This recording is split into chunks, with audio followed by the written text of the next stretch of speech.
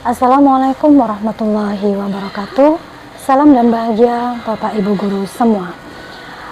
Perkenalkan, saya Siti Baroza, calon guru penggerak angkatan 10 dari SMP Negeri 3 Jombang, Kabupaten Jombang, Jawa Timur. Pada video ini saya akan menunjukkan video aksi nyata saya dalam rangka diseminasi di sekolah saya dengan tema budaya positif. Selamat menyaksikan.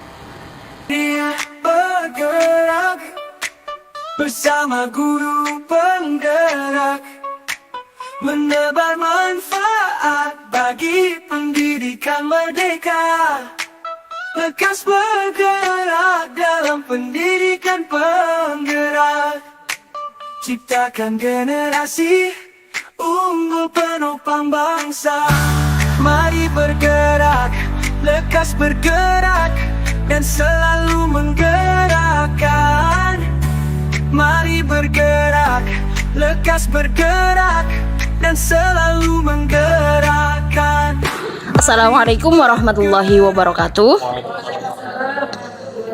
Alhamdulillahirrabbilalamin. Wassalatu wassalamu ala umurid dunia waddin wa ala alihi wa sahbihi ajmain, amma ba'du. Kepada yang terhormat Bapak Kepala SMPN Negeri 3 Jombang, yang kami hormati Bapak Ibu Guru SMP Negeri 3 Jombang beserta staf karyawan tata usaha SMP Negeri 3 Jombang. Langsung saja untuk acara selanjutnya, sebelum kita mengikuti pengibasan dari teman-teman kita akan simak dulu pengarahan dari perwakilan pimpinan SMP Negeri 3 Jombang yang dalam hal ini akan diwakili oleh Ibu Lujeng Ningholis SPD. Kepada beliau disilahkan. Assalamualaikum warahmatullahi wabarakatuh. Bismillahirrahmanirrahim. Alhamdulillahirabbil alamin. Rabbis shrah li sadri wa yassir li amri wahlul 'uqdatam min lisani yafqahu qawli. Yang terhormat Bapak Kepala SMP Negeri 3 Jombang, Bapak Ibu Guru beserta staf TU yang mengikuti kegiatan ini, terima kasih kami ucapkan kepada teman-teman, Bapak Ibu Guru semua yang telah mengikuti kegiatan diseminasi yang dilakukan oleh teman kita, yaitu Bapak Kowi dan Ibu Iza dalam tema budaya positif. Semoga kegiatan ini bisa memberikan motivasi kepada teman-teman semua, terutama yang masih muda ya, untuk mengikuti kegiatan ini selanjutnya. Langsung saja dengan mengucapkan Bismillahirrahmanirrahim, kegiatan diseminasi dengan tema budaya positif kita buka. Demikian, Assalamualaikum warahmatullahi wabarakatuh. Assalamualaikum warahmatullahi wabarakatuh. Bismillahirrahmanirrahim. Alhamdulillahirabbil alamin. Amma ba'du. Muqaddimah saya tadi ngikutin MC Bu Zulekha nggih. Tapi yang pertama tidak lupa saya ucapkan salam penghormatan kepada yang pertama Kepala SMP Negeri 3 Jombang Bapak Eko, dan terkhusus para pimpinan dan juga Bapak Ibu Guru yang sudah menyempatkan waktunya untuk hadir pada sesi aksi nyata diseminasi budaya positif yang akan kami ibaskan kepada panjenengan semuanya. Terima kasih sudah membantu proses kami dalam pendidikan guru penggerak. Baik Bapak Ibu, pada hari ini kami berdua, saya, Pak Kowi dan juga Bu Iza, akan mengimbaskan sebuah pemahaman kami selama mempelajari modul yang pertama. Yang akan kami ibaskan adalah tentang budaya positif. Bisa dilanjut? Jadi pada kegiatan hari ini akan disampaikan oleh kita berdua secara bergantian. Nanti yang pertama akan disampaikan oleh Bu Iza. Setelah Bu Iza nanti akan saya sampaikan sendiri. Bisa lanjut. Nah Bapak Ibu, sesuai dengan tema kegiatan kita budaya positif, ada tagline positif. Jadi agar aura pada hari ini bisa berasa positif gitu ya. Saya ingin memunculkan aura itu dengan permainan yuk senyum selama 30 detik. Karena panjenengan kan jelas sudah sedikit lelah karena tadi sudah ada kegiatan jaga ujian nggih. Jadi otomatis sudah mulai agak sedikit penat dan lelah. Jadi saya ingin mengajak jenengan untuk senyum selama 30 detik. Nah, silakan jenengan semuanya mohon untuk berdiri, monggo berdiri. Kemudian berhadapan dengan teman sebelahnya. Berarti Bapak Nafi ini sama Pak Agus ya. Bapak-bapak yang lain silakan tinggal oper tempat duduk aja kalau dampingannya ada ibu-ibu nggih. Senyum aja. Bapak Ibu nanti hitungan Ketiga, silakan tersenyum selama 30 detik. Tersenyum lebar, kelihatan giginya. Mungkin awalnya terpaksa, tapi saya yakin lambat laun akan menjadi senyum yang sangat ikhlas. Akan tersenyum beneran ya. Kita coba. Tadi kan masih manyun-manyun, masih tegang ya. Coba ya. Siap? Ditatap mata temannya aja, jangan bibirnya, nanti lucu. Coba ya. Kita senyum karena ini bisa menumbuhkan aura positif. Nanti bisa dicoba di murid panjenengan di kelas ya, saat di jam-jam terakhir. Coba ditatap wajah temannya dulu. Belum mulai senyum kok sudah senyum. Kita mulai ya. Hitungan ketiga, silakan tersenyum sampai 30. Bu Iza, stopwatchnya disiapkan ya. Baik, siap. 1, 2, 3, tersenyum melihat temannya di depan.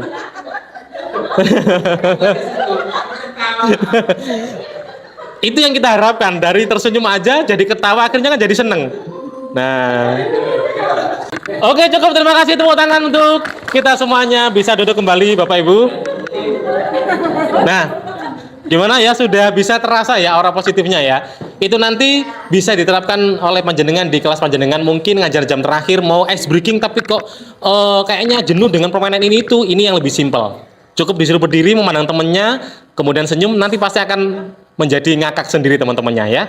Baik, selanjutnya adalah pematerian yang akan disampaikan oleh Bu Iza, tapi sebelumnya kita membuat kesepakatan dulu, nggih. Ini kesepakatan yang harus kita buat. Monggo jenengan barangkali ada usulan, di sini ada pemantik dari kami. Kesepakatan yang harus kita lakukan di forum ini adalah yang pertama, menghargai siapapun. Jadi nanti siapapun yang berbicara mohon didengarkan dengan baik, nggih. Dan apapun pendapatnya mohon diterima dengan baik. Bu Iza mundur ya. Kemudian yang kedua adalah menjadi pendengar yang baik. Monggo barangkali ada usulan lagi. Nggih, monggo. Baik, terima kasih Bapak Ibu. Kesepakatan forum ini sudah kita buat bersama. Itu nanti semoga bisa kita terapkan selama forum ini berjalan. Dan selanjutnya adalah pematerian yang akan disampaikan oleh yang pertama, Ibu Iza. Kepada Ibu Iza, kami silakan beri tepuk tangan untuk Bu Iza dulu biar lebih semangat. Monggo Bu Iza. Assalamualaikum warahmatullahi wabarakatuh. Untuk pembukaan sudah tadi oleh Pak Kowi sama Bu Zul. Sekarang saya langsung saja ya masuk ke penjelasan tentang budaya positif. Nah, Bapak Ibu, sebagai guru yang baik atau guru yang bijak, panjenengan sudah pernah mendengar kata disiplin positif. Ada yang tahu mungkin bisa menyampaikan pendapatnya tentang disiplin positif. Nggih, terima kasih. Monggo Bu Ratna. Disiplin positif itu adalah perilaku positif atau perilaku yang baik dalam kehidupan sehari-hari yang kemudian bisa kita biasakan kepada murid-murid. Itu namanya disiplin positif menurut saya.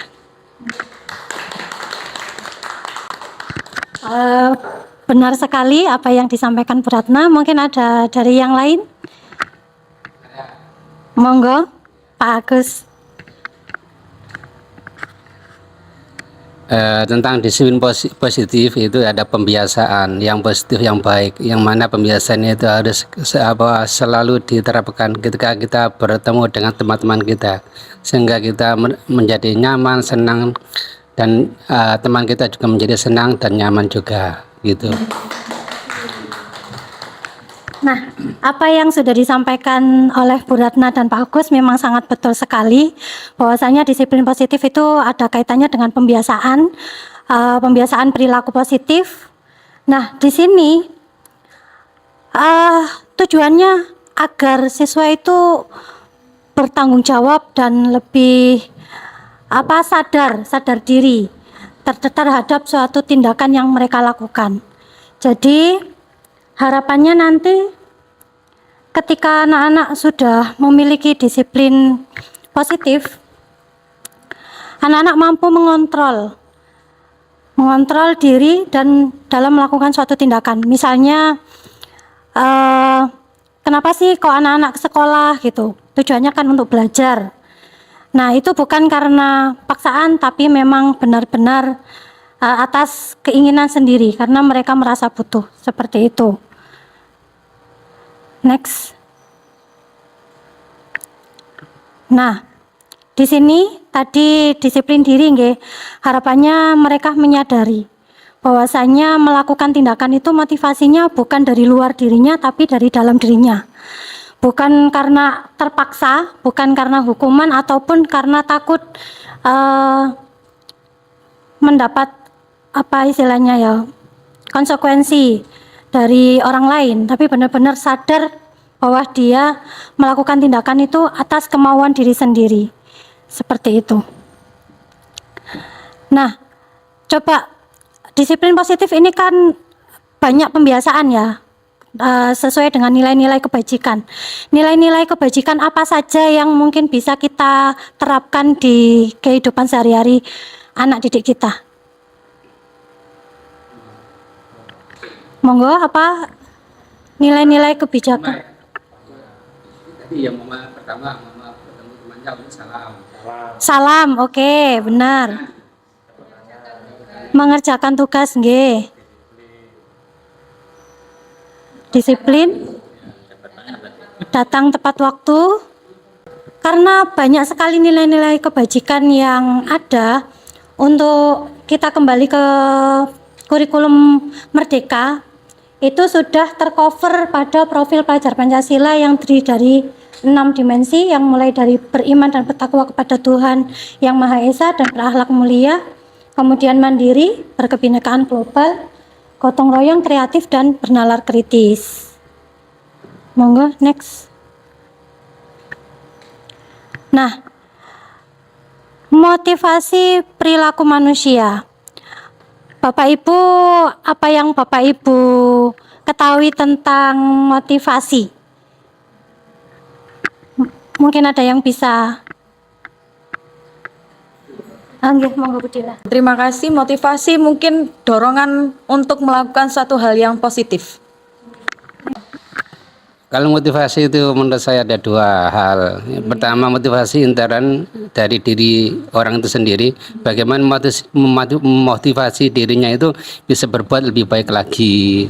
Ada semangat untuk berkarya dan inovasi-inovasi dan sebagainya. Kemudian motivasi ekstern dari luar dirinya, mungkin dari temannya atau dari siapapun, sehingga dia memacu dia untuk berkarya, belajar dan sebagainya.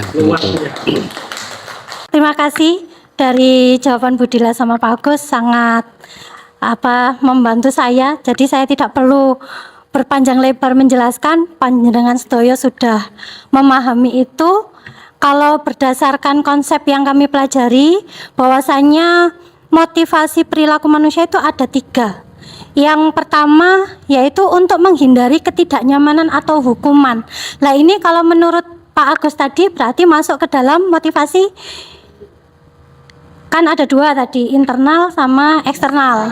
Berarti kalau untuk menghindari berarti yang eksternal. Kalau untuk mendapatkan imbalan atau penghargaan dari orang lain, nggih. Sedangkan untuk yang ketiga, untuk menjadi orang yang mereka inginkan dan menghargai diri sendiri dengan nilai-nilai yang mereka percaya. Nah, di sini sudah sangat sesuai dengan apa yang dijelaskan sama Pak Agus tadi. Jadi motivasi ada 2, internal dan eksternal. Lanjut. Nah, untuk memunculkan motivasi internal pada diri kita maupun siswa kita nanti, itu kalau misalnya di sekolah, sama seperti yang sudah dilakukan Pak Kowi tadi di awal, yaitu membuat keyakinan sekolah atau keyakinan kelas. Kalau kita sebagai guru kan mungkin butuh adanya keyakinan sekolah gitu, supaya kita sebagai guru juga tidak terpaksa ataupun mengharapkan suatu imbalan. Di sini keyakinan kelas atau sekolah itu, nah, ketika membuat keyakinan kelas, guru berperan dalam mewujudkan terbentuknya keyakinan sekolah atau kelas dengan adanya kesepakatan antara guru dan murid. Jadi ketika membuat keyakinan kelas itu tidak hanya guru yang menentukan, tapi harus ada kesepakatan. Harapannya dengan begitu siswa merasa, oh ya, itu adalah kesepakatan kami, maka dengan senang hati akan melakukan tanpa paksaan, tanpa takut dimarahi dan lain sebagainya. Seperti itu.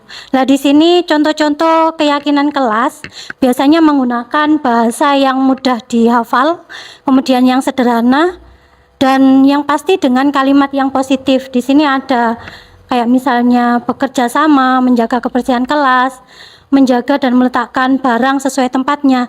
Di sini mudah dihafal dan pastinya menggunakan kalimat yang positif. Seperti itu. Mungkin ada yang ditanyakan untuk keyakinan kelas, saya rasa sudah cukup penjelasannya. Nggih. Nah, supaya tidak tegang, kita ice breaking dulu. Permainannya seperti ini. Nanti saya akan mengatakan 2 kata, bisa hitam atau bisa hijau. Ketika saya bilang hitam, berarti nanti tugasnya memukul telapak tangan lawan. Nah, lawannya menghindari. Kalau saya bilang hitam, berarti hitam yang mukul, hijau yang menghindar. Kalau saya bilang hijau, berarti hijau yang mukul, hitam yang menghindar. Sudah jelas? Oke. Dengarkan apa-apa saya. Hijau.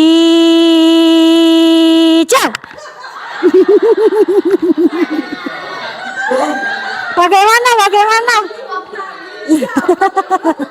Gimana, sudah tertawa lagi ya? Oh iya, tepuk tangan dulu. Nah, untuk materi selanjutnya akan disampaikan oleh Pak Kowi. Baik, sekarang giliran saya menyampaikan. Sebelumnya saya ucapkan Assalamualaikum warahmatullahi wabarakatuh. Ya, Bapak Ibu, sekedar mereview sebentar ya. Tadi 3 poin sudah disampaikan Ibu Iza. Intinya, di poin pertama, jenengan bisa tahu apa saja disiplin positif yang harus jenengan terapkan yang mengacu pada profil pelajar Pancasila.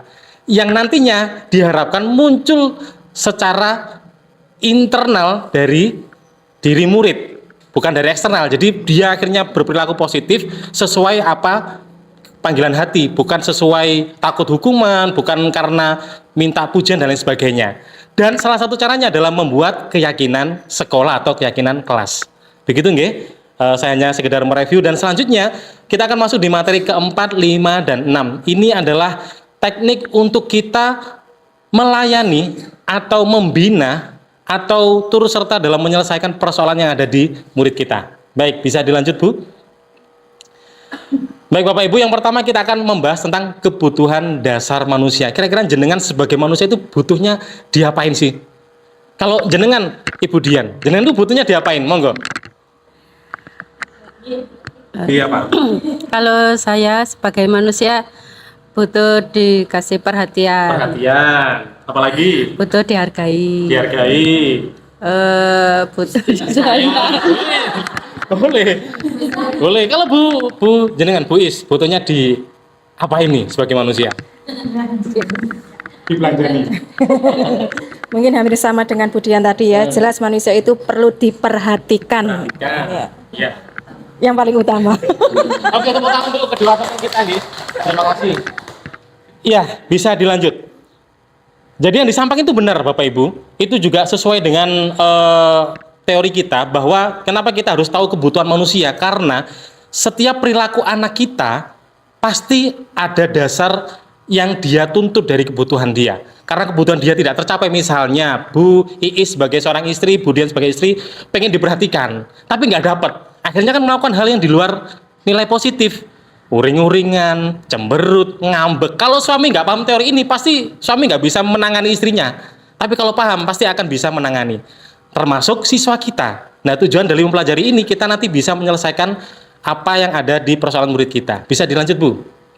Jadi siswa kita ketika melakukan sebuah hal-hal yang di luar nilai positif, atau dalam tanda kutip kenakalan, itu pasti punya alasan yang mendasarinya, karena dia merasa tidak tercapai kebutuhan dasarnya. Nah, kebutuhan dasar manusia kalau secara teori itu ada 5. Yang pertama adalah kebutuhan bertahan hidup.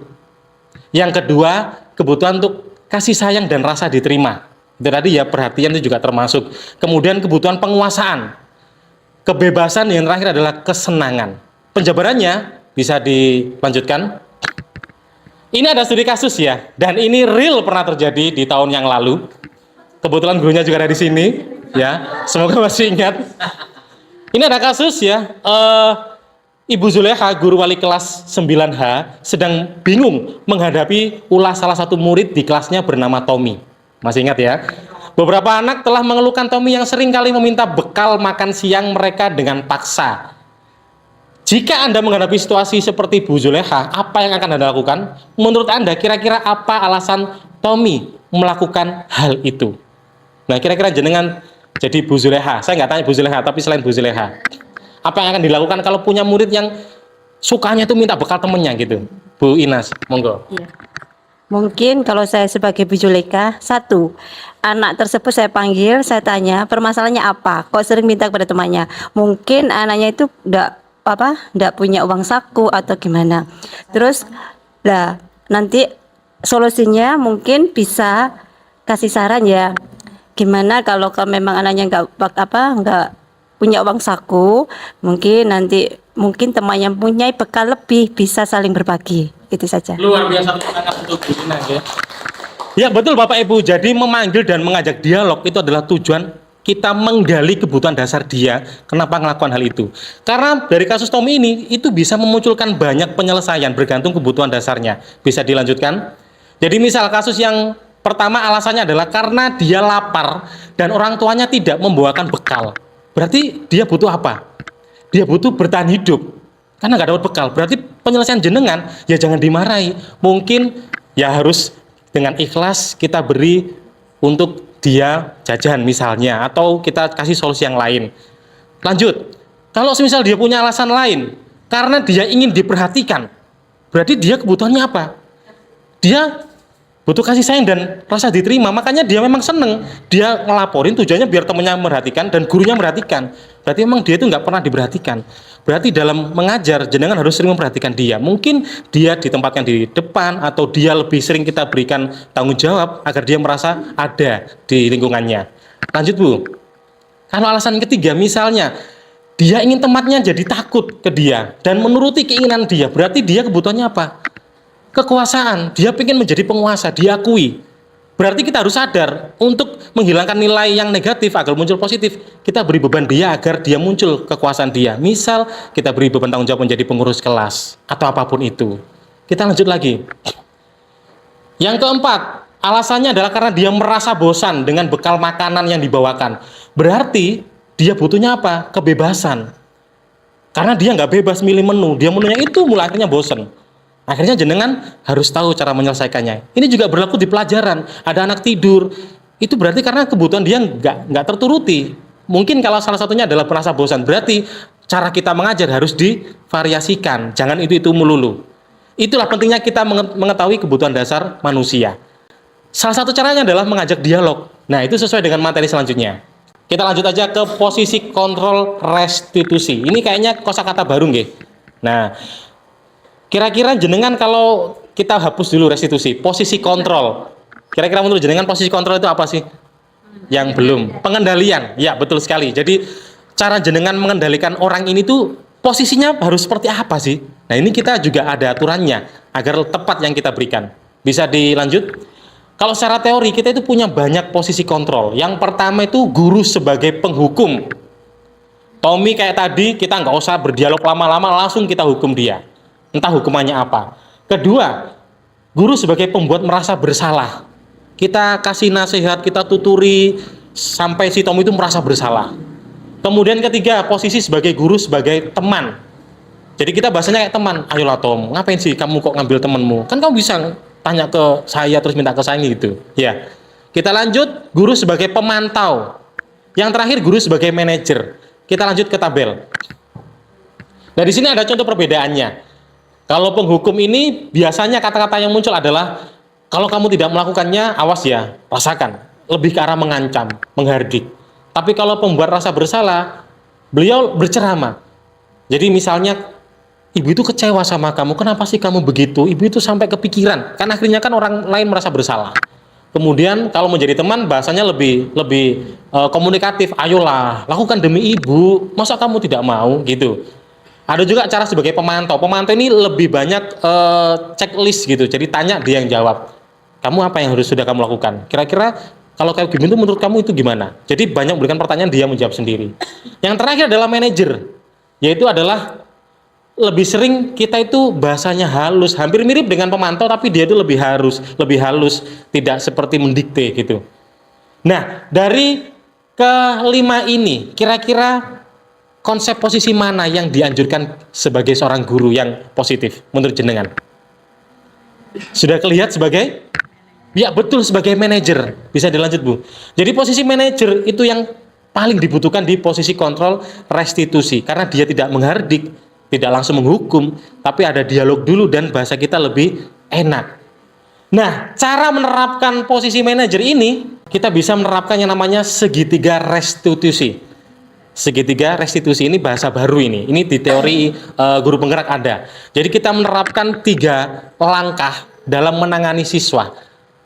Jadi segitiga restitusi ini dipercaya bisa membuat siswa itu akhirnya tergerak untuk memperbaiki kesalahannya. Nah, 3 restitusi ini karena ini adalah hal yang baru, saya langsung terangkan. Jadi yang pertama adalah menstabilkan identitas. Yang kedua, validasi tindakan yang salah. Yang ketiga, menanyakan keyakinan. Bisa dilanjut? Jadi ketika ada siswa kita yang melakukan kesalahan, yang kita lakukan yang pertama adalah menstabilkan identitas. Tujuannya apa sih? Tujuannya adalah biar orang yang membuat kesalahan itu dia tidak merasa bersalah banget gitu loh. Jadi kita buat dia agar dia dari identitas orang yang merasa gagal, merasa bersalah, akhirnya merasa lebih berhasil karena dia tidak dianggap salah. Kita lanjut. Kalau menstabilkan identitas, biasanya ciri-cirinya kita itu selalu memberikan kata-kata, misalnya berbuat salah itu hal yang manusiawi, atau bisa juga tidak ada manusia yang sempurna. Kita pasti bisa menyelesaikan permasalahan ini. Kalau anak dapat kalimat itu, anak itu bisa lebih merasa nyaman ngobrol dengan jenengan sebagai guru. Tapi kalau langsung kita tekan, bisa jadi anak akan menjadi pembohong ulung, pembohong yang sangat pintar untuk menutupi kesalahannya. Nah, agar dia itu bisa terbuka, kita lakukan ini. Kita anggap bahwa semua orang pasti bisa salah.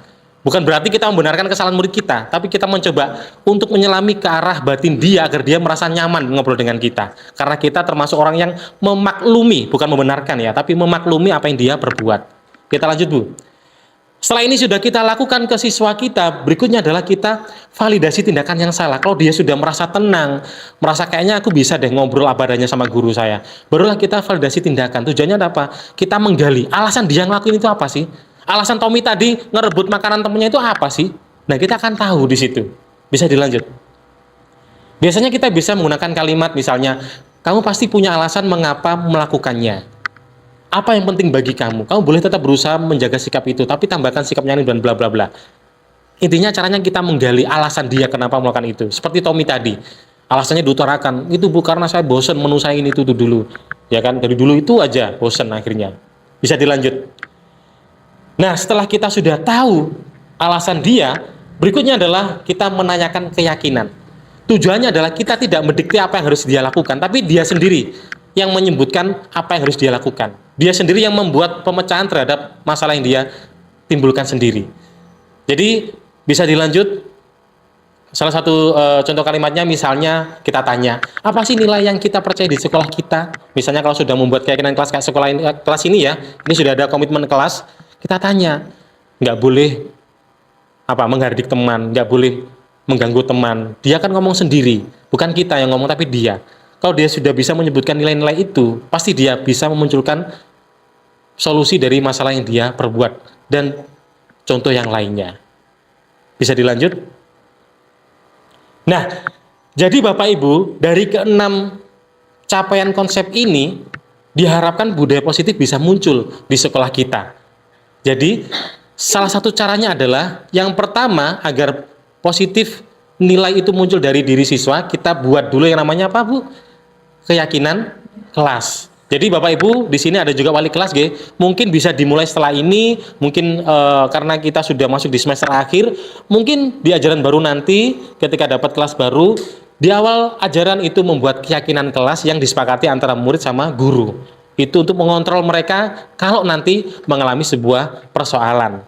Misal muncul persoalan, maka ibu menanganinya dengan 3 tahap selanjutnya, yaitu diketahui dulu kebutuhan dasar dia, kenapa sih melakukan hal itu.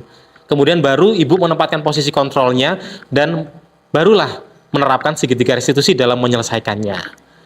Jadi itulah pengibasan konsep budaya positif yang kami sampaikan kepada panjenengan, yang diharapkan sekolah SMP Negeri Jombang bisa menjadi sekolah yang betul-betul memiliki nilai positif yang unggul dan bisa diterapkan secara menyeluruh di lingkungan sekolah kita, sehingga siswa kita terjauh dari namanya nilai negatif dan yang ada adalah nilai positif yang ada di siswa kita. Itu harapan kami.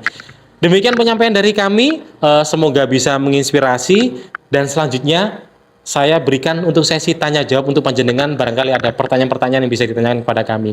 Monggo. Tadi disampaikan tentang keyakinan kelas ya. Nanti menumbuhkan keyakinan ini sangat penting. Saya kira itu mendasar ya ini untuk anak-anak kita di kelas, terutama di kelas ya, supaya anak-anak menjadi disiplin. Mengenai keyakinan ini, saya ingat tentang kaidah fikih ya. Al-yakinu la yuzalu bisak. Keyakinan itu tidak akan hilang dengan keraguan-raguan. Ini penting untuk diterapkan anak-anak supaya yakin dan tidak ragu apa yang mereka komitmen atau keyakinan yang sudah mereka sepakati di kelas itu.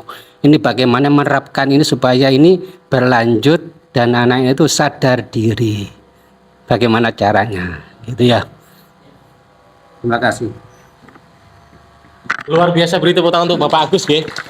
Beliau mencoba mensinkronkan apa yang ada di materi ini dengan fikih, karena beliau guru agama. Subhanallah. Terima kasih Bapak Agus ya. Memang ada kesesuaian ya. Jadi yang ditanyakan adalah bagaimana cara untuk membuat keyakinan ini menjadi terlaksana. Gitu nggih. Ya, bisa lanjut slide-nya. Kembali ya. Baik, tadi sudah disampaikan ya. Bapak Ibu juga masih ingat.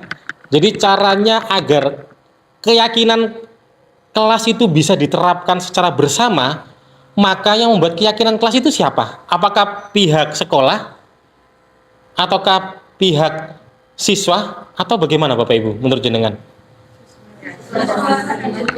Betul. Jadi peraturan itu akan efektif kalau yang membuat adalah orang yang menjadi pantauan dari aturan itu. Kalau yang membuat adalah orang yang tidak menjadi pantauan aturan itu, misalnya kita membuat aturan saya membuat aturan untuk jenengan, yang bikin saya, yang menerapkan jenengan, saya yakin pasti akan ada yang berusaha untuk menentang peraturan itu, karena nggak sesuai dengan kemauan hati. Tapi kalau kita buat bersama, kesepakatan bersama, misalnya saya sebagai guru, jenengan sebagai murid, kita buat bersama, semuanya muncul dari jenengan dan kembali untuk jenengan, insya Allah itu bisa dilaksanakan secara integritas, sesuai dengan yang diharapkan oleh Bapak Agus. Dalam keilmuannya itu bisa dilakukan secara yakin dan sukarela. Begitu. Jadi caranya adalah ketika membuat keyakinan kelas, semuanya muncul dari siswa. Karena kalau siswa udah buat sendiri, kalau dia melanggar, kan kita tinggal mengingatkan dia, ayo kamu kan yang bikin peraturannya, masa kamu yang melanggar. Biasanya itu tingkat malunya lebih tinggi daripada kalau nggak ikut membuat. Nah itu ya. Bu Iza ingin menambahkan? Sudah cukup? Ya, silakan pertanyaan yang berikutnya. Ada 2 pertanyaan. Yang pertama mengenai pembuatan komitmen kelas tadi, kesepakatan kelas. Kesepakatan kelas itu kan harus tadi dijelaskan harus menggunakan kalimat yang positif. Nah, kalau misalkan karena yang terjadi sekarang itu kebanyakan kalimatnya nggak semuanya positif, ada kalimat-kalimat negatif, misalkan yang ada di situ kan misalkan tidak menggunakan makeup, itu kan kalimat negatif berarti. Nah, misalkan tetap menggunakan kalimat itu, boleh nggak? Terus alasannya kenapa sih kok harus pakai kalimat yang positif? Nah, itu yang pertama. Yang kedua mengenai yang posisi kontrol tadi. Nah, kita kan sebagai guru kan memang nggak mengajar semua kelas, misalkan dengan jumlah rombel yang besar seperti di sini itu kan ada 27 rombel. Kita mau mengingatkan anak, misalkan ada anak berbuat kesalahan. Kalau misalkan kita memposisikan diri sebagai manajer tadi, nah itu kan mungkin agak susah, karena kan belum tentu mengenal, anaknya juga belum tentu langsung nyaman dengan kita. Nah itu bagaimana caranya menyikapinya? Sudah, terima kasih. Terima kasih atas pertanyaan dari Bu Ratna. Saya akan mencoba menjawab keduanya. sesuai dengan pemahaman saya. Yang pertama tadi tentang membuat keyakinan sekolah atau kelas menggunakan kata-kata yang positif nggih. Nah, kalau misalnya masih ada yang negatif bagaimana? Memang kebanyakan Bapak Ibu guru maupun anak-anak masih menggunakan kata jangan ramai. Terus kemudian dilarang gitu kan, tidak boleh. Tapi biasanya di situ kan ada embel-embelnya tidak menggunakan make up gitu ya. Yang lebih diingat anak-anak itu ininya daripada kata tidaknya. Makanya diharapkan lebih baik menggunakan kata yang positif. Tapi seandainya masih belum ya, nanti untuk berikutnya bisa diperbaiki lagi. Seperti itu. Kalau untuk yang posisi manajer, kalau misalnya kesulitan untuk menangani dengan memposisikan diri sebagai manajer nggih, karena tidak ada kedekatan. Insya Allah dengan segitiga restitusi tadi, mulai dari tahap menstabilkan identitas, kemudian memvalidasi tindakan yang salah, sampai yang terakhir menanyakan keyakinan. Kalau kita bisa berkomunikasi dengan cara yang baik, itu akan membangun kedekatan. Karena saya kemarin setelah mendapatkan materi ini langsung coba saya terapkan. Kebetulan saya juga guru BK kan, kemarin ada masalah anak kelas 7I, kemudian saya ajak duduk, saya ajak ngobrol. Awalnya datang ke saya juga sama, karena image BK itu kan pasti anak nakal gitu kan. Terus image BK itu pasti dihukum dan lain sebagainya. Dia datang itu dengan kondisi ekspresi yang tegang, takut dan lain sebagainya. Tapi setelah saya ajak, saya giring dengan 3 tahapan tadi, alhamdulillah akhirnya dia terbuka dan mau menceritakan semua. Dan akhirnya dia muncul nih keyakinan-keyakinan yang mereka miliki. Itu kalau dari saya. Terima kasih, mungkin bisa ditambahi dari Pak Kowi, monggo. Baik, terima kasih. Sekadar menambahi nggih, tadi pertanyaan pertama bagaimana caranya mengolah ya kalimat negatif ke positif, kemudian kalau terpaksa negatif kenapa, apakah nggak boleh? Karena begini Bapak Ibu, secara psikologi kalimat yang muncul pasti akan terekam dalam pikiran. Kita coba ya, tolong jangan pikirkan gajah. Ada gajah kan di pikiran jenengan? Ya kan? Itulah persoalannya. Jadi kita diharapkan, disarankan tidak boleh menggunakan kata negasi, karena dalam kata negasi itu ada kalimat yang kita tidak kehendaki muncul, gitu loh. Jangan buka website ini ya, ada websitenya apa, penasaran. Jadi kita harus berusaha mencari padanan kata di positif. Misalnya tidak boleh pakai make up, berarti kita bisa pakai misalnya berpenampilan sederhana. Itu kalau misalnya saya kebingungan Pak, ditampung dulu kalimat-kalimat yang negatif, baru jenengan kolaborasi dengan guru bahasa Indonesia. Di sini ada Bu Iin ya, Bu Iis, ini jago-jagonya bahasa Indonesia. Langsung aja cross check, Bu, ini ada kalimat negatif, saya pengen diubah ke positif gimana? Tinggal dipakai aja. Itu nggih. Jadi dampaknya itu kayaknya nggak kelihatan, tapi bener-bener terasa gitu loh. Paham nggih? Itulah alasan kenapa kita diupayakan menggunakan kalimat positif, bukan negatif. Kalau tadi pertanyaan berikutnya ya, bagaimana kalau kita ini orang asing dan murid kita orang asing gitu? Saya pikir segitiga restitusi ini adalah solusi untuk siapapun, bahkan itu orang asing. Karena dalam pendekatannya, kita benar-benar menggunakan pendekatan yang sangat kalem, syahdu, kemudian landai, kemudian santun, dan itu akan membuat nyaman siapapun. Seperti kita didatangi sales. Mereka menggunakan pendekatan segitiga restitusi. Nggak mungkin dia, Bu, beli Bu. Wah, pasti kita nggak mau.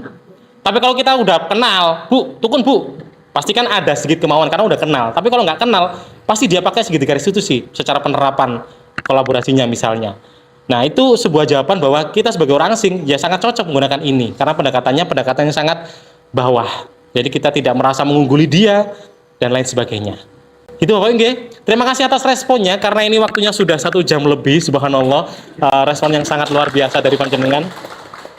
Jadi mudah-mudahan ini bisa berdampak positif bagi panjenengan penghibasan yang kami berikan nggih. Mudah-mudahan bisa jenengan terapkan juga setelah ini, setelah nanti masuk ke ajaran baru di setiap kelas panjenengan yang menjadi wali kelas nantinya bisa membuat keyakinan kelas bersama peserta didiknya dengan harapan budaya positif bisa muncul pada diri siswa secara internal, bukan eksternal lagi. Mudah-mudahan harapan itu bisa tercapai. Allahumma amin.